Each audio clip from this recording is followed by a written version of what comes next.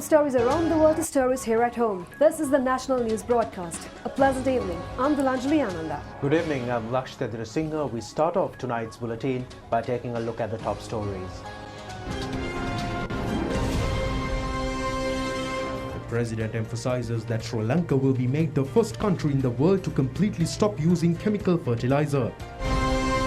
The second dose of the AstraZeneca vaccine was given today as well.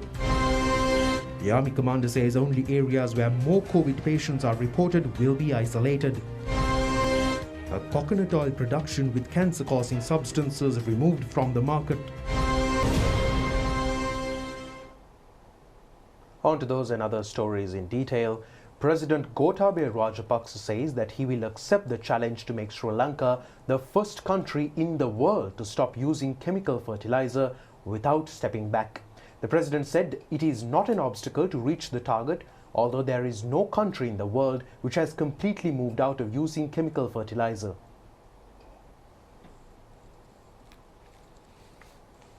The president mentioned this during a discussion this morning at the Presidential Secretariat to brief on banning importation of chemical fertilizer, pesticides and weedicides.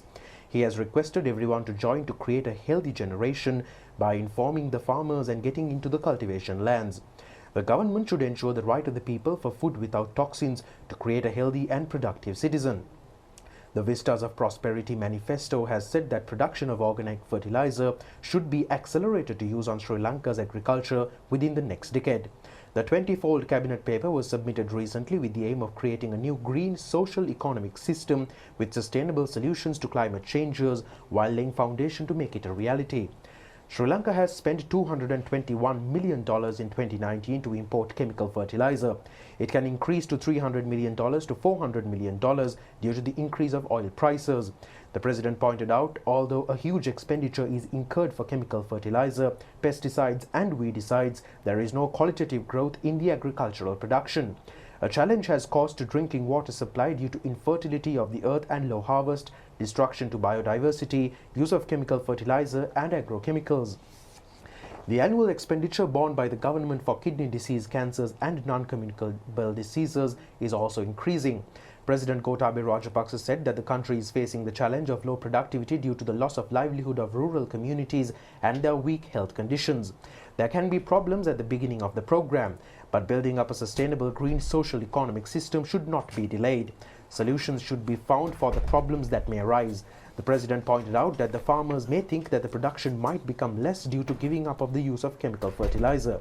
If that happens, the president has assured to provide the remaining fund of 50 billion rupees annually spent on chemical fertilizer to the farmers. A group of people with proper training and education will be needed to implement the program. It equals to the feelings for the country and the environment. The president said that those who do not like or has a different thinking can leave the program at the inception. The president said that he would personally visit farming communities to overcome challenges.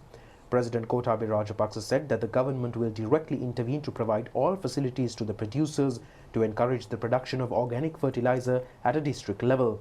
Head of the Presidential Task Force on Economic Revival, Basil Rajapaksa, said that there can be objections since this can be a sensitive subject for many who are engaged in the agricultural sector. Mr. Basil Rajapaksa emphasized that the objective can be achieved by coming together of religious leaders, farm organizations, professionals, researchers, state officials and media. He pointed out the need to available organic fertilizer in the market for the convenience of the farmers. MP Venerable Aturaliye Ratanathera, Venerable Dr. Kirinde Assaji Thera, Ministers Mahindananda Alutgamage, D.B. Herath, State Ministers Ajit Niwad Kabral, S. Vyalendran, Public Representatives, President Secretary Dr. P.B. Jayasundara and a group of state officials attended the discussion. Ministry of Health says provisions of the second dose under the COVID-19 prevention vaccination program has been successfully implemented today island-wide. Administering of the second dose under the COVID-19 prevention vaccination program took place today at the community centre in Dali Road, Colombo. The health staff was vaccinated today. The second dose inoculation of the Oxford AstraZeneca vaccine to the staff of the Lady Ridgeway Children's Hospital in Colombo took place today. Vaccination of the staff of Kegol General Hospital also commenced today. The second dose of the Oxford AstraZeneca vaccine was given today at Maradana and Maligavat areas. The health staff, including doctors of Kurunagala Teaching Hospital, were given the second dose of vaccine today. The health staff of the Vaunia General Hospital was given the second dose of the Oxford AstraZeneca vaccine today. The staff of the Maligawatha Hospital was also vaccinated today. Staff of the Maradana Suduala Medical Officer's Office was given the second dose of the Oxford AstraZeneca vaccine today.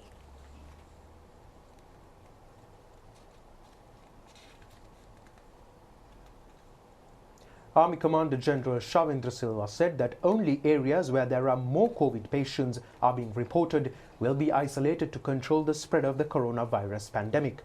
The health authorities say that it is essential to follow health advices. Army Commander General Shavindra Silva said that there is no hope to lock down the country despite the false propaganda. He said according to the methodology followed so far, areas will be isolated if infected persons were found from various places and it becomes a risk to other areas. අසල්වැසි ප්‍රදේශවලට මේ තර්ජනයක් වන ප්‍රදේශ තිබෙනවා නම් ඒ ප්‍රදේශ හුදකලා කරමින් තමයි අපි ඉදිරියට යන්න මේ අපි කතා කරන මොහොතේ වන විට අපි තීරණය කළා තිබෙන්නේ. 6 Grama Seva Niladhari divisions of the Trincomalee district have been isolated. Sumedagampura Grama Niladhari division of Uppuveli police area, Madiko Koviladi and Linganagar Grama Seva Niladhari divisions of Trincomalee police area have been isolated. Kavatikuda and China Bay Grama Seva Niladhari divisions of China Bay police area have also been isolated. District Secretary Saman Darshan Pandikorala has requested the public to refrain from arriving in the Trincomalee district except for an essential need.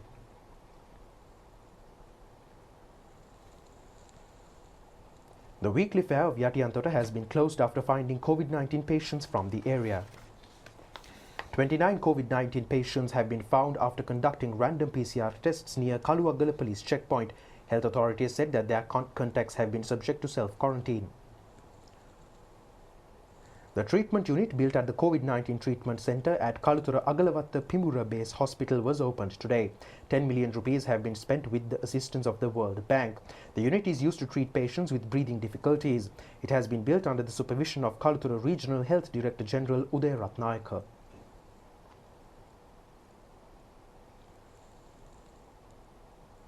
"187 persons have been arrested for ignoring health protective measures during the 24 hours ending at 6 a.m. today. 4,087 have been arrested so far in connection with the offences. An operation was conducted today to find persons who are ignoring health protective measures in Paduka town. They were subject to PCR tests. Conducting of rapid antigen tests on persons leaving and entering the Western province is being implemented at 12 places from today. A total of 1,077 COVID-19 patients were detected today.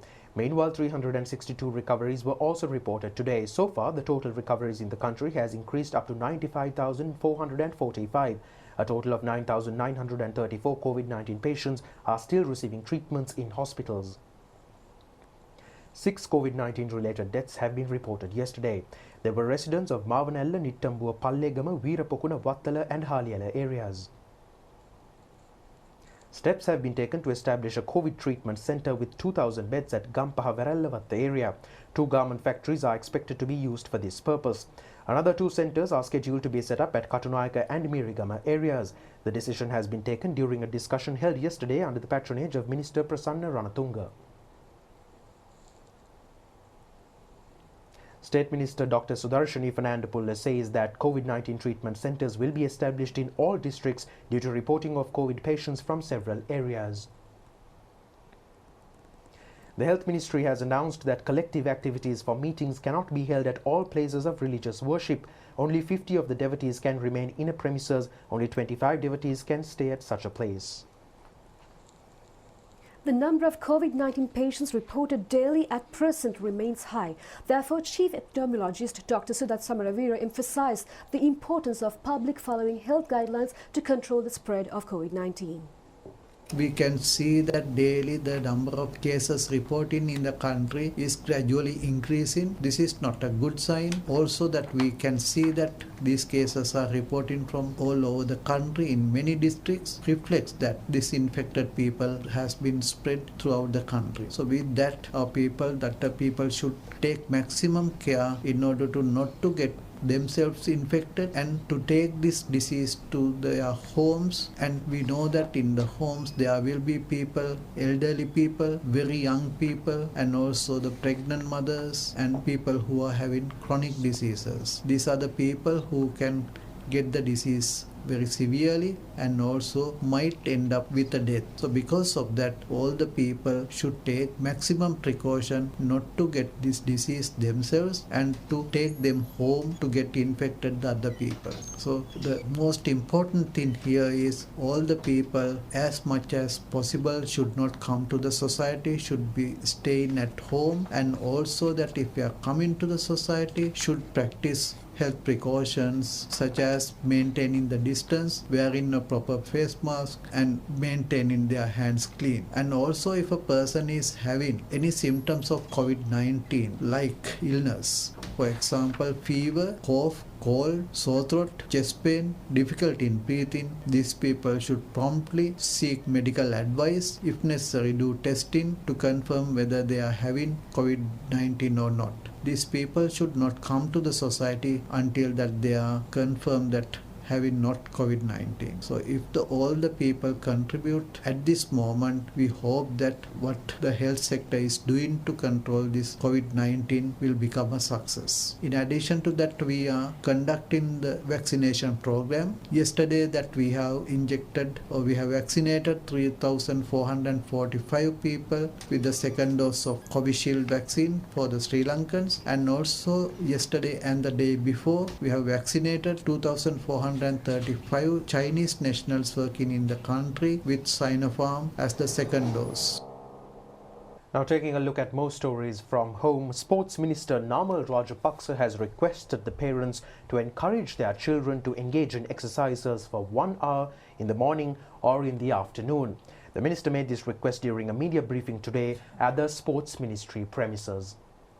We have come up with a concept where we want to tie up with media organizations to run physical fitness programs at least once a day, either in the morning or in the evening, so that during the school holidays, I don't want to call it a lockdown, but I would say during pandemic period, schools are already been closed. So during this time, children can engage in physical fitness activities through media. Because as we all know, we use technology for education, we use radio and TV channels to cover our syllabus or the curriculum, and also at the same time we use technology such as Zoom or Microsoft Teams to get engaged with our school activities. But what we don't see at the moment, we are not being active or we are unable to engage in sporting activities due to the pandemic. So we decided as a ministry we will tie up with our associations and national players, come up with series of programs so that the children can engage by watching them either through the ministry social media platforms, and also we are hoping to go on ChannelEye every morning and evening. And also I would like to invite all media organizations to give some space for these children for physical fitness program, so that during the difficult times or during the pandemic time, children from home can watch and start exercising from home. And also I would like to appeal to all the parents, because we know even though the pandemic is going on, the schools are on vacation, parents are encouraging children to get involved in study through media, through social media or through technology. So likewise I would like to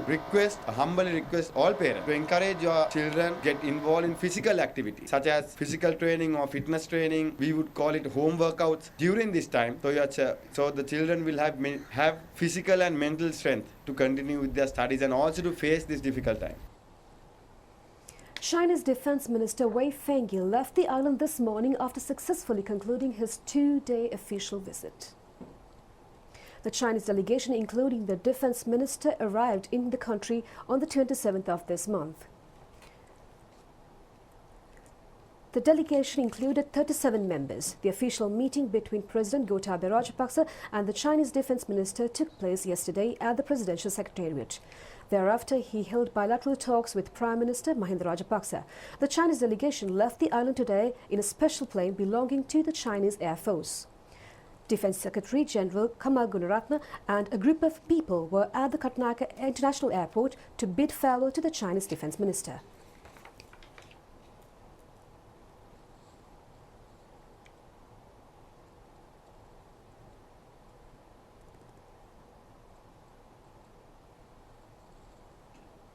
State Minister Lasantha Lagewanna says that it has been confirmed that one coconut oil production in the local market contains cancer-causing substances.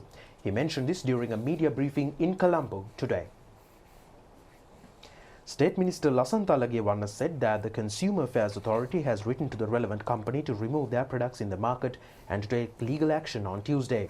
It has also informed field officers in the 25 districts to remove their goods in the market. The State Minister said that there is no preparation to increase gas prices. State Minister Lasantha Lagewanna said that they obtained information from the Morato University and the Petroleum Corporation about the temperature capacity between 18-litre gas cylinder and a 12.5 kilogram gas cylinder. They have been informed that the temperature capacity is less than 25 to 30% than the 12.5 kilogram gas cylinder. He said that they informed about it to the relevant gas company and told them to rectify the situation by the 3rd. The price of gas will not be increased. The Electro Gas Company should provide the consumers with gas without a shortage. 13-year-old Jeevantha Ratnayaka, who is visually impaired and living at Galinbindunuvava, Polugolava village, was talked about on social media due to his emotional request to get back his vision. Jeevantha's video has been watched over social media by Rohitha Rajapaksa, who is the youngest son of Prime Minister Mahinda Rajapaksa. He has informed about it to his mother, Mrs. Shuranthi Wickramasinghe Rajapaksa. After watching the video, Mrs. Shuranthi Rajapaksa made arrangements to bring Jeevantha Ratnayaka to Colombo.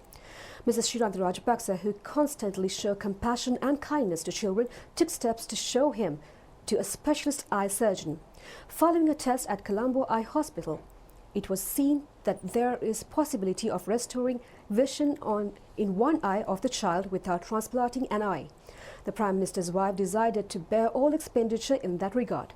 After successful medical treatments over several months, Jeevantha Ratnayaka arrived at the Temple Trees yesterday to meet Mrs. Shuranthi Wickramasinghe Rajapaksa. Jeevantha's one eye has been restored 30% of the vision at present. He can now read books, watch television and to use mobile phone. His treatments have not ended. He has come yesterday for several medical tests. Due to his requests, the elders of the child took him to the Temple Trees. Jeevantha Ratnayaka went to the Temple Trees to express his gratitude to Mrs. Shuranthi Rajapaksa, who gave him the opportunity to see the world.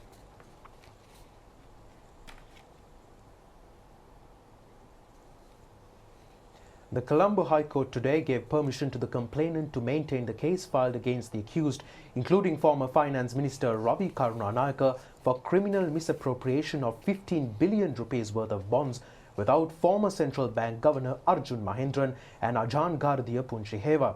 The case has been filed accusing them of criminal misappropriation of 15 billion rupees worth of bonds during a bond auction of the Central Bank on the 31st of March 2016. The case was taken up before Justices Amal Ranaraja, Namal Balala and Aditya Patabendige. Appearing on behalf of the complainant, Senior State Counsel Lakmini Girihagama made the request to the court. She requested to proceed with the case under the Section 458 of the Criminal Procedure Code, since Arjun Mahendran has been named as the third accused and Ajahn Gardiya Punchiheva, who has been named as the ninth accused, have fled the country evading the court. Thereafter, recording of evidence took place under the direction of Senior State Counsel, who appeared on behalf of the complainant. Appearing on behalf of the Controller of the Department of Immigration and Emigration, Competent Officer Kalum Priyantha said that the third accused, former Central Bank Governor Arjun Mahendran, had left the country on the 3rd of October 2017. He said that Mr. Mahendran has not returned to the country since then. He also said that the ninth accused, Ajahn Gardiya Punchiheva, has left to Malaysia from the Bandaranaike International Airport on the 23rd of June 2018. He confirmed that Mr. Punchiheva has also not come back to the country.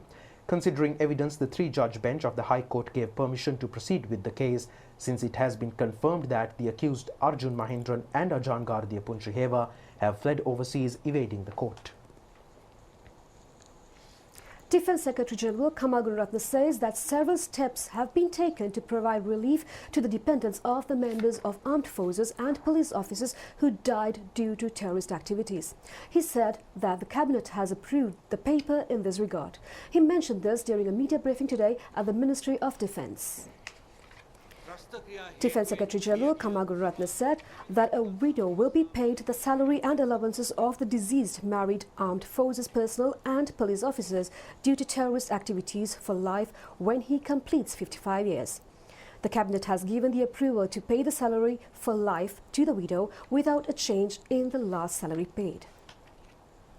තමයි මේක නැවතුනේ අන්තිම මාසේ ගෙවපු වැටුප සත පහක්වත් එහාට මෙහාට වෙන්නේ නැතිව ඒ ආකාරයෙන්ම ඒ වැන්දපු බිරින්ද ජීවත් වෙන තෙක්ම ඒ වැටුපේ විදිහටම ගෙවන්න කැබිනට් මණ්ඩලයේ අනුමැතිය ලබා දීලා තියෙනවා. The parents of unmarried armed forces personnel and police officers who died due to terrorist activities will get a monthly allowance of 25,000 rupees for lifetime when they complete 55 years. The dependents will be paid salaries and allowances of those who left the service after becoming disabled. The Cabinet paper includes payment of salaries and allowances paid at present to the next of kin when they passed away. Meanwhile, the Defence Secretary also explained about the investigations of the Easter Sunday attack. Defence Secretary General Kamagaratna said that it is being taken forward in a complex manner with the advice of the Attorney General. He said that the duty on behalf of the victims of the Easter Sunday attack will somehow be performed. It cannot be done soon since investigations are complex. The attackers have planned it in a very complex manner. The justice will be done by finding the people who supported it and funded the terrorist activities. And that's all the stories for tonight. We'll see you tomorrow at the very same time. Until then, good night and stay safe. Good night.